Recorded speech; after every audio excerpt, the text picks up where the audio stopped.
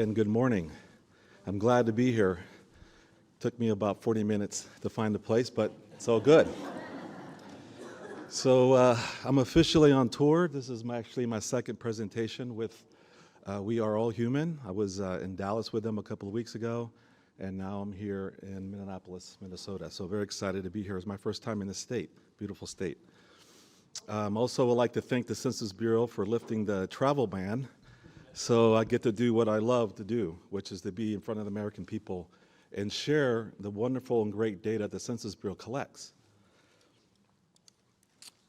I work in Population Division at the Census Bureau in Washington, D.C., and I do have a lot of information to share with you, so I'm going to go ahead and get started. I want to make sure that we cover all the data that we need to do today.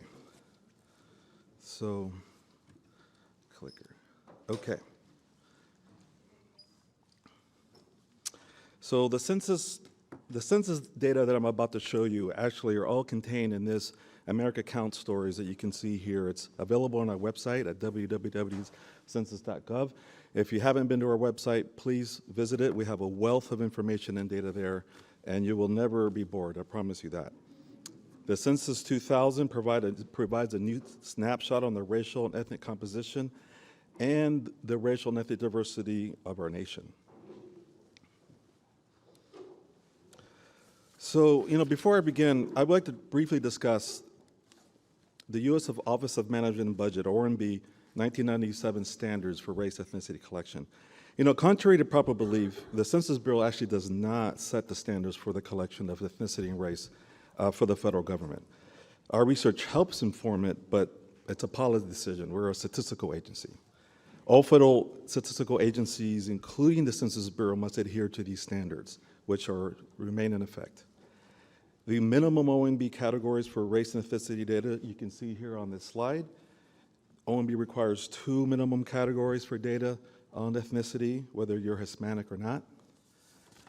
And here are the minimum 5 race categories: American Indian, Alaska Native, Asian, Black or African American, Native Hawaiian, or other Pacific Islander, and white. We do have the exception to collect some other race in the census environment, and also in the American Community Survey as well.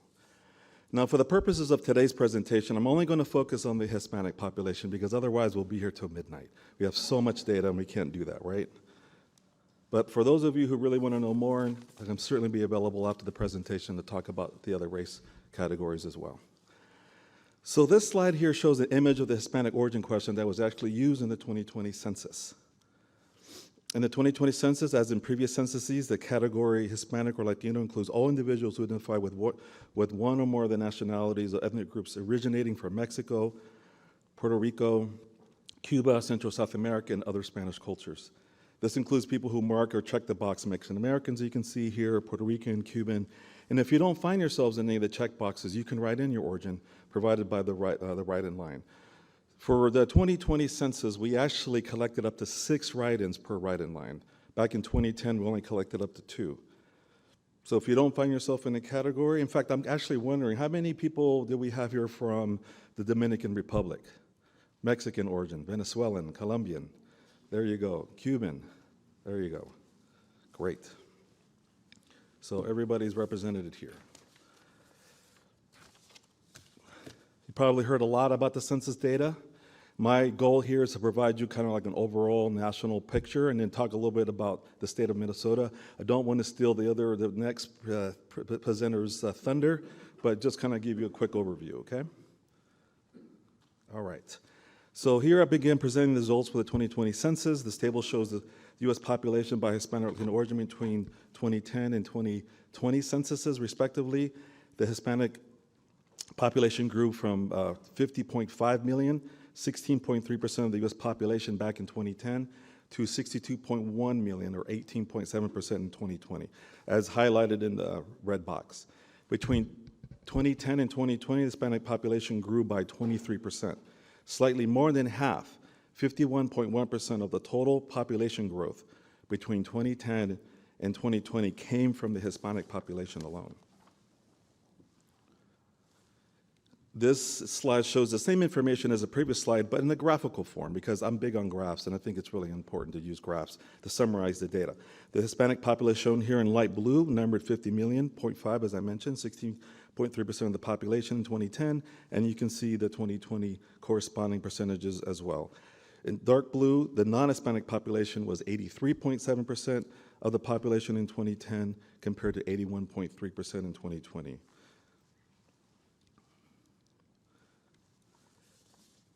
The 2020 census is also able to examine, if you will, racial and ethnic composition of the population under the age of 18, as you can see here, for children and the population 18 years and over.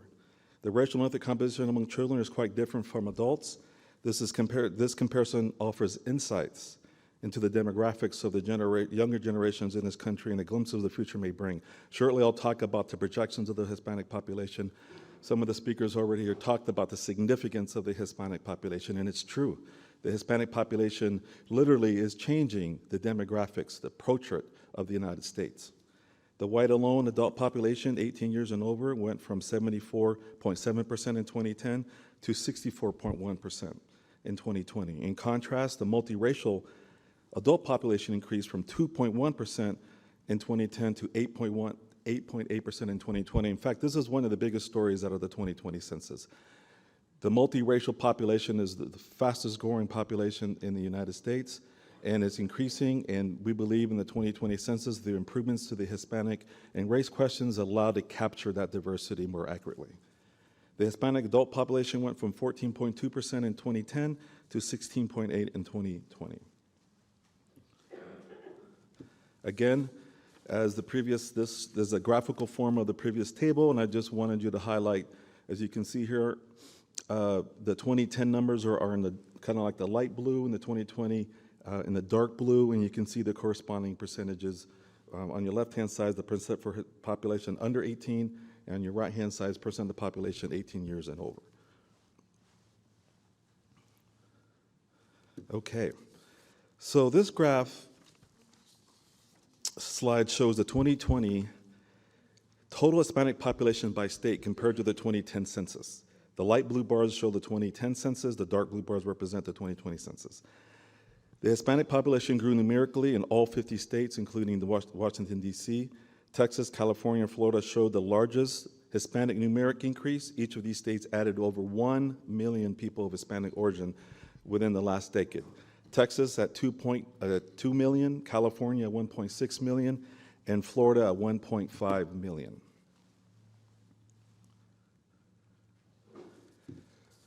So using our data visualizations at census.gov, you can further explore the data we've covered so far using interactive maps and graphs, which illustrate the 2020 results compared to 2010.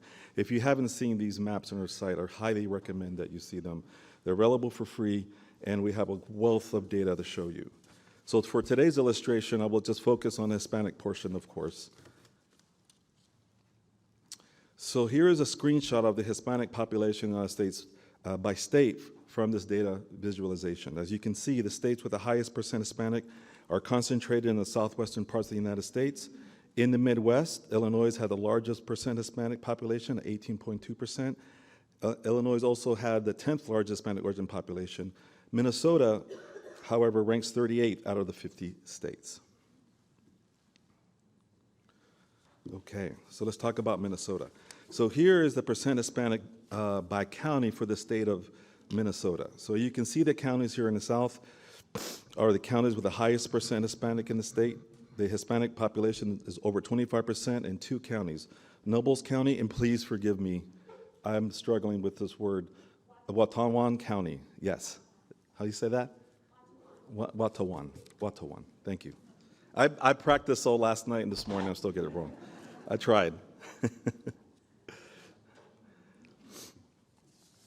And here is the data for Hennepin County, home to Minneapolis, 7% of the county's Hispanic origin.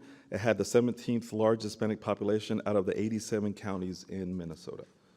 I wish I could really go over all this. I know my time's limited, but as you can see, if you ever get a chance, you will be able to hover over each of the different counties, and it will actually give you the actual counts from the 2020 and give you the percent increase and differences as well. Okay, so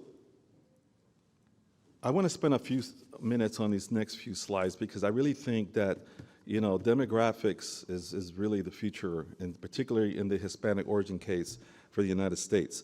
So far we covered, the data that's available from the 2020 census. So now I'll cover our projection data on this slide and the next. This slide shows the Hispanic population size in millions from 1970, which is when the first time we started collecting Hispanic origin data. Back then we called it Spanish origin. And if you look at the light blue bars on the left side of the graph, these bars represent census counts from 1970 to 2010. In 1970, the Hispanic population in the United States was estimated at 9.3 million. And based on our most recent census, the green bar in the middle, the Hispanic population grew to 61.1 million. This means that the Hispanic population grew by 568% between 1970 and 2020. Between 2010 and 2020, between the censuses, the Hispanic population grew by 23%, which is 5 times larger than the non-Hispanic population. Now, if I can draw your attention to the dark blue bars on the right-hand side of the graph, these are projections of the Hispanic population decades from now. These projections are based on varying assumptions of future fertility, mortality, and international migration. And as you can see, it's projected that the Hispanic population will increase to about 111 million by the year 2060, which is not too far away from now. This same slide shows the same data presented in the previous slide, but it displays it in the percentage of the population. So as you can see, that the percent of the total population that reported Hispanic has also grown over the last 50 years. As shown in the light blue bars, the Hispanic population grew from 4.6% in 1970 to 16.3% in 2010, representing 11% increase since 1970. And as of April 1st, 2020, the Hispanic population grew 18.7% of the U.S. total population. If you look at the blue bars on the right-hand side, by 2050, it's projected that more than 1/4 of the U.S. population will be of Hispanic origin. And by 2060, it's projected that nearly 27.5% of the U.S. population will be of Hispanic origin. So as you can see, tremendous growth, young population, more children per family. This is driving the growth. And actually, contrary to popular belief, migration does play a big role in the growth, but it's actually native births. Births here in the U.S. that's driving the growth in the country. My time is limited. I wish I could be here a little bit longer. Please come visit our website at www.census.gov, and I'll be more than happy to answer questions after the next presenter or during lunch. Thank you very much. Appreciate it.